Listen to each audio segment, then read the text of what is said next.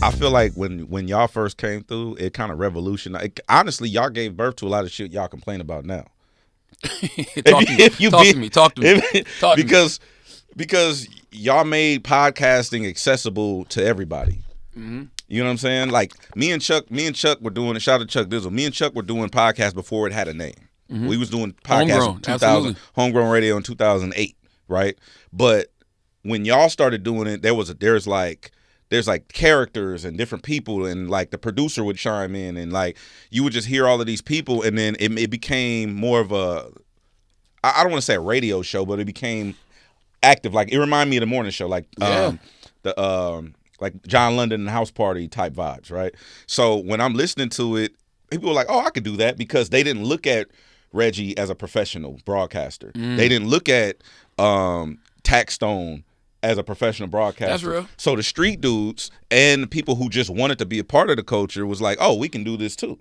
Yeah, I can see that. I think the only difference I would say is that there was a vetting process with Loudspeaker, and what I mean by that is like Loudspeaker got the read, right, with Kid Fury and Crystal. Yeah. I've been a fan of Kid Fury forever. Like I remember when Kid Fury was doing YouTube videos from his room somewhere.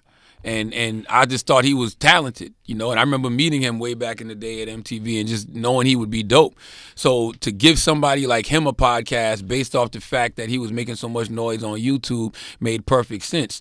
I don't know how Crystal got into the mix, but either way, it worked, and she's dope too. So, there was still some type of vetting process, meaning that Kid Fury still had to do something before he launched the podcast. He already had a name because of the YouTube. And then it's like Combat Jack was a entertainment attorney.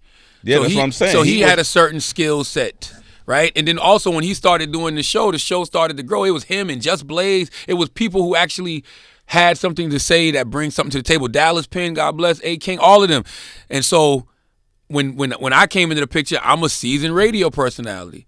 I'm bringing on a up-and-coming comic named Andrew Schultz, but also Andrew was doing stand-up, but he was on MTV2 and Guy Code and all that stuff, so he had a name. So it was like there was a certain vetting process that went with Loudspeaker. Like Taxstone, I was watching Taxstone on Twitter forever. Yeah. And then one day I was just like, yo, won't you come do the podcast? Come do Brilliant Idiots. He came and did Brilliant Idiots for like 2 hours and some change, killed it. So you can hear it like, oh, he should do a podcast. So there was a vetting process with Loudspeaker. Ain't no vetting process now. Everybody's just doing shit. It's a circus. That's right. But don't you? So you're saying we shouldn't encourage people to get into the space? No. We shouldn't encourage people. We should encourage people who we think could be dope in the space to get into the space.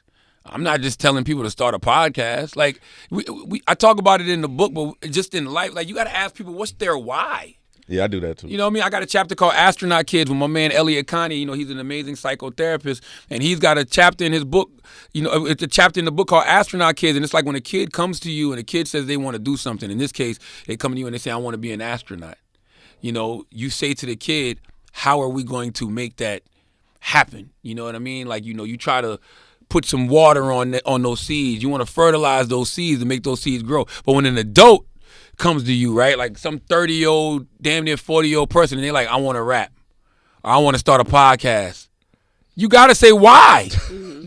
If you don't, you're doing a disservice to the community. Absolutely. Why? What's your intention? Oh, I want to make money. Well, you don't need to start it then. I just want my voice to be heard. Heard about what?